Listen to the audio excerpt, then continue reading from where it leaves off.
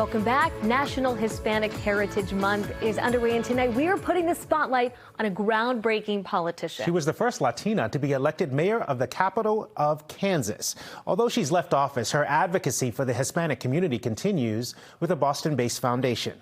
NBC 10's Bianca Beltran spoke with her in a story that is all new at 6. I have 6 organizations.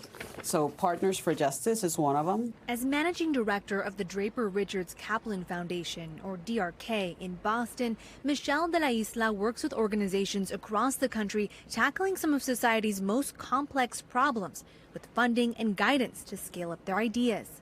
The first Latina elected mayor of Topeka, Kansas, she says representation matters not only in leadership, but in who receives resources. When you look around the world, where are the inequities happening? They're happening in populations that are not the predominant group.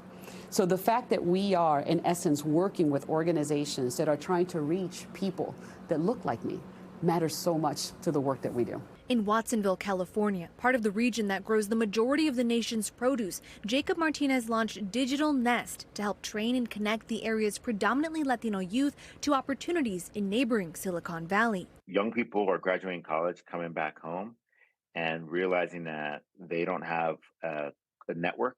Their parents are farm workers. They don't have this big professional network they could hook up their kid with a job.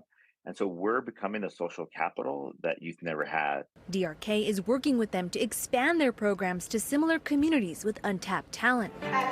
In Philadelphia, Tatiana Granados and her husband launched the Common Market after recognizing the impact of diet-related disease on their community. There really was this big distribution mismatch where there were family farms right outside of Philadelphia that didn't have access to fair markets for their product, and at the same time communities like ours weren't able to access healthy food. With the support of DRK, the food distributor expanded to 6 other cities, including New York, Houston, and Atlanta.